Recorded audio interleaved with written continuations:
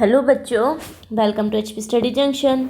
तो बच्चों आज हम स्टार्ट कर रहे हैं हमारा question number 2 of exercise 5.1। Last video तक हमने क्वेश्चन नंबर फर्स्ट तक बहुत ही अच्छे से पढ़ लिया था। आज हम क्वेश्चन नंबर 2 देखते हैं। क्वेश्चन नंबर 2 में कह रहा है give a definition for each of the following terms. Are there other terms that need to be defined? First, what are they and how might you define them? तो देखो, जो terms है ना, हमें इनकी डेफिनेशन देनी है और साथ में बताना है कि क्या यहाँ पे और भी कोई टर्म है जिन्हें हमें पहले डिफाइन करने की ज़रूरत है, और अगर हैं तो हम उन्हें कैसे डिफाइन करेंगे। ठीक है।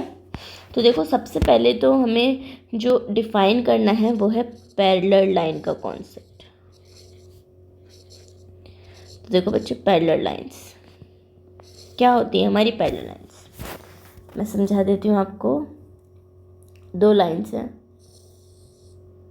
दिस दिस, ये आपस में पैरेलल होंगी कब? जब इनके बीच की डिस्टेंस बिल्कुल सेम होगी। मैं यहाँ से चेक करूँ तो भी 1 सेंटीमीटर आए, यहाँ से चेक करूँ तो भी 1 आए, यहाँ से चेक करूँ तो भी 1 सेंटीमीटर आए, और अगर मैं इस लाइन को आगे तक एक्सटेंड कर देती हूँ ना, तब भी चेक करूँ तब भी 1 ही आनी चाहिए। यानी कांस्टेंट डिस्टेंस होनी चाहिए इनके बीच में। ठीक है। तो इसकी डेफिनेशन लिख लेते हैं जल्दी से। 1 सेकेंड, पेन दूसरा ले लिया मैंने।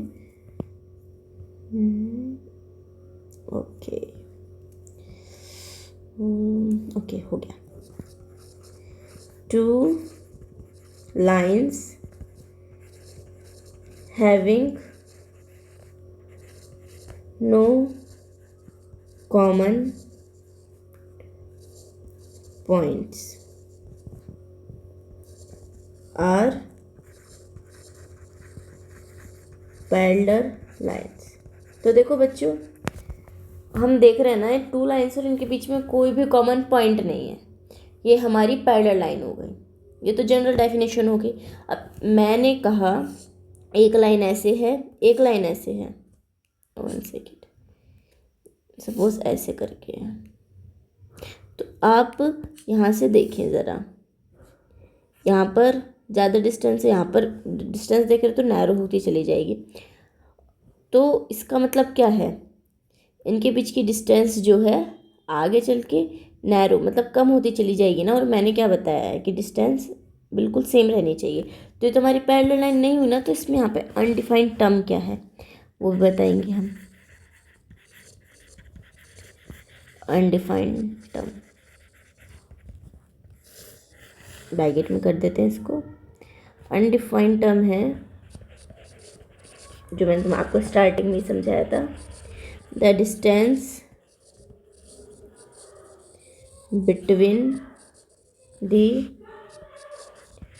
2 lines are constant. Constant distance होगा, कहीं भी चेक कर ले, सब जगह सेम ही डिस्टेंस आपको मिलेगा। क्लियर? अब नेक्स्ट कॉन्सेप्ट देखते हैं, किसका है? Perpendicular lines. पैरेलल लाइंस देख लिया। अब देखते हैं परपेंडिकुलर लाइंस क्या होती हैं। तो देखो बच्चों, मान लो मैंने ऐसे है, मेरे पास एक स्ट्रेट लाइन है और ऐसे है। तो ये लाइन अगर दोनों आपस में 90 डिग्री का एंगल बना रही है ना, तो ये परपेंडिकुलर होती है लाइन आपस में। डेफिनेशन देख लेते हैं।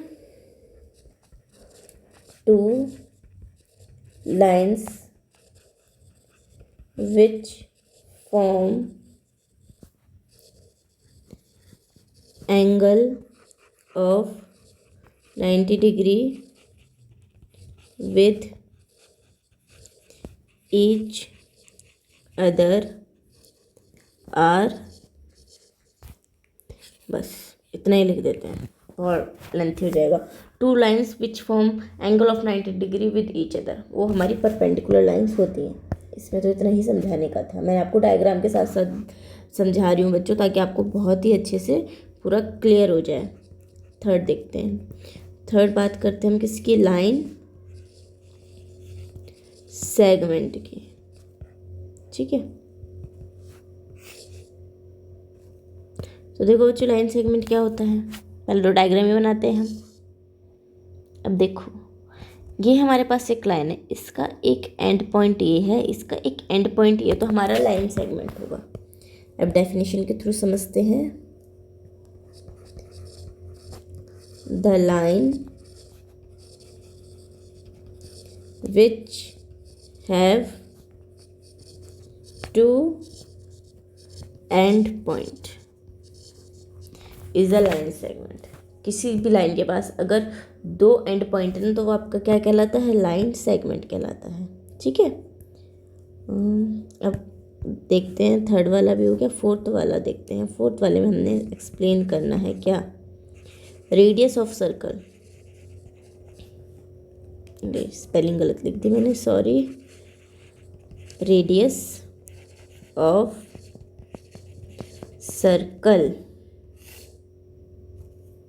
सबसे पहले डायग्राम बना के समझेंगे, है ना।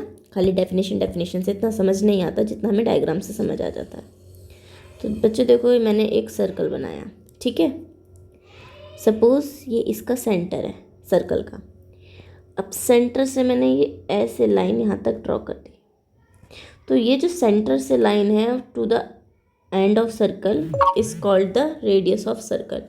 यही क्या कहलाता है, हमारा रेडियस ऑफ सर्कल। वो देख लेते हैं हम इसकी डेफिनेशन। तो कोई ये भी लाइन सेगमेंट है ना, ये इसका यहाँ भी एंड पॉइंट है, यहाँ भी एंड पॉइंट है, तो लाइन सेगमेंट हो गया। देखो क्या हो लिखेंगे हम, लाइन सेगमेंट